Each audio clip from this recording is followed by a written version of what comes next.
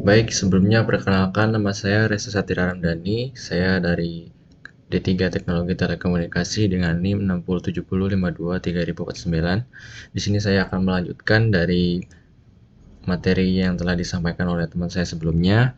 Pada materi kali ini kita membahas tentang UDP Flood Attack.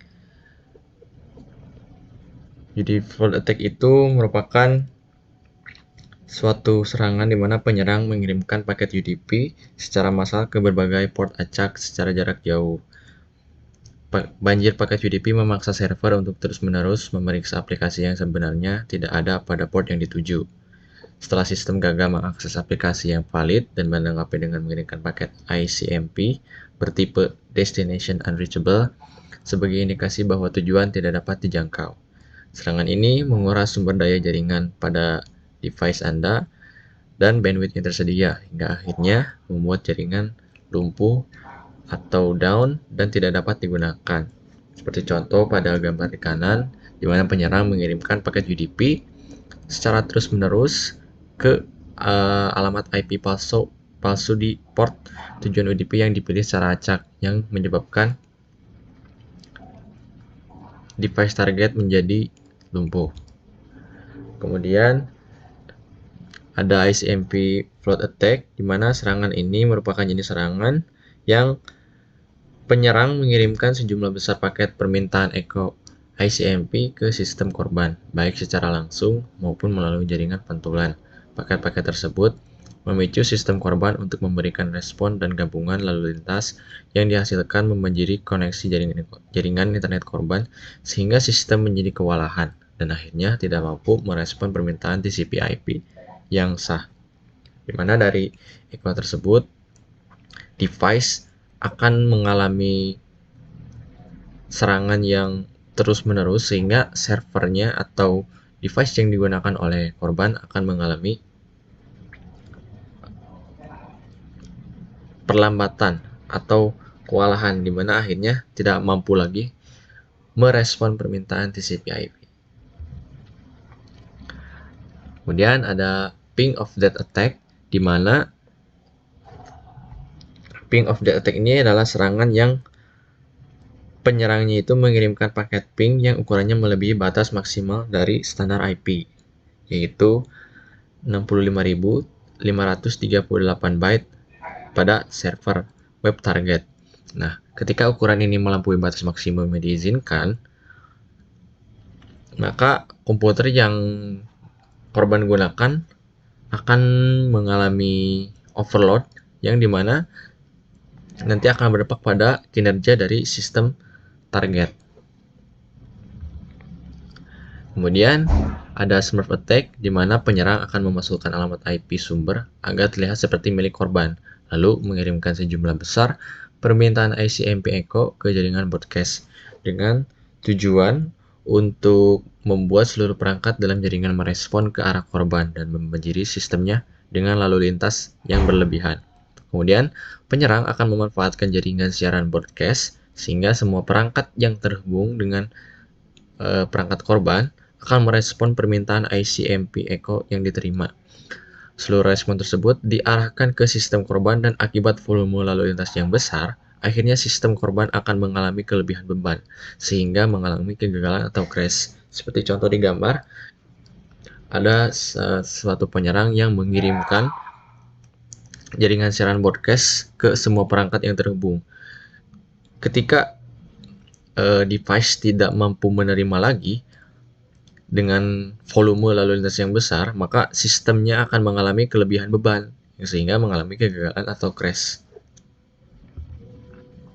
Kemudian ada scene flood attack, di mana penyerang mengirimkan sejumlah permintaan scene ke alamat IP palsu dari server target. Kemudian mesin target akan membalas dengan paket SYN atau ACK dan menunggu ACK dari pengirim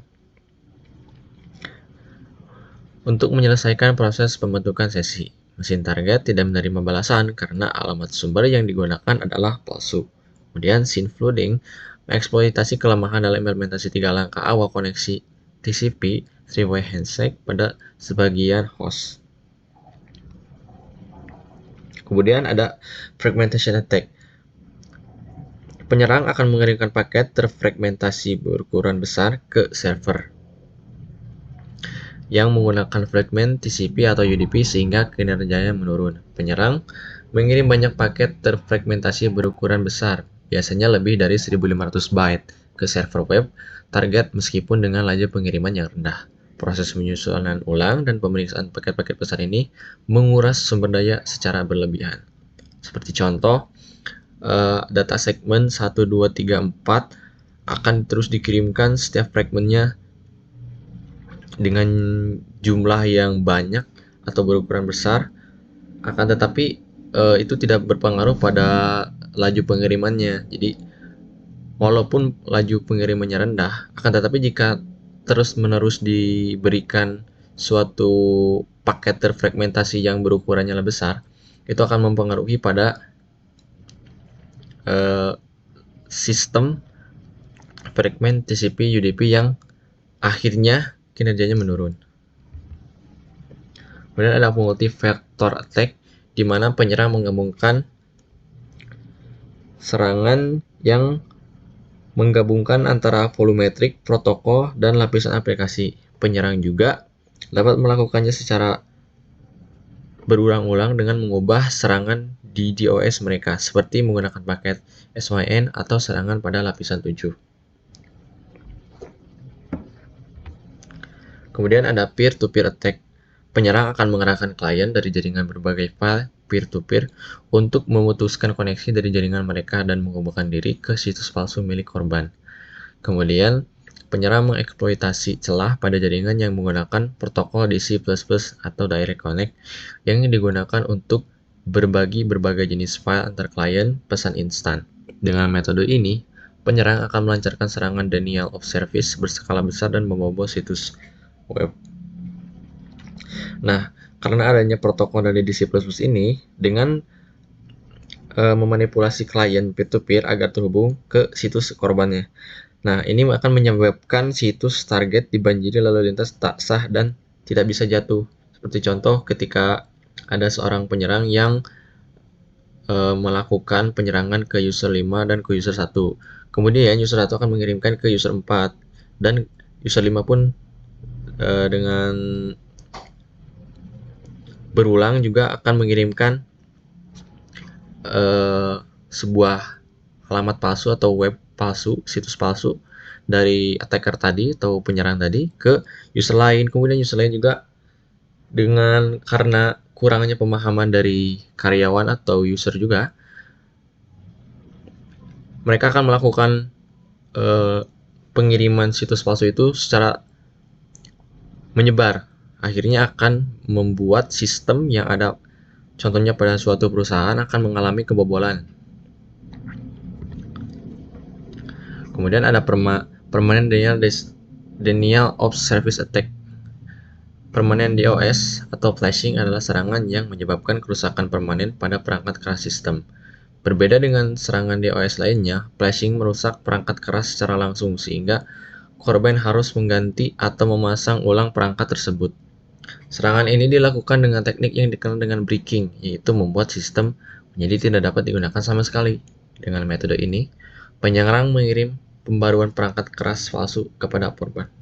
Bisa melalui email, tweet, atau unggahan maupun video yang berisi konten palsu, sehingga ketika korban mengklik atau mengakses alamat palsu yang dikirimkan oleh penyerang, itu akan terdapat sebuah langkah awal untuk penyerang dapat mengakses dari perangkat korban tadi. Jika korban tidak hati-hati atau tidak mengetahui bahwa alamat atau situs yang diberikan dari melalui email maupun tweet itu ternyata berisi serangan DOS. Kemudian ada Distribute Reflection Denial of Service Attack. DRDOS ini merupakan serangan spoof yang jenis serangannya itu memanfaatkan banyak mesin perantara dan sekunder untuk turut serta dalam melancarkan serangan di DOS terhadap sistem atau aplikasi target.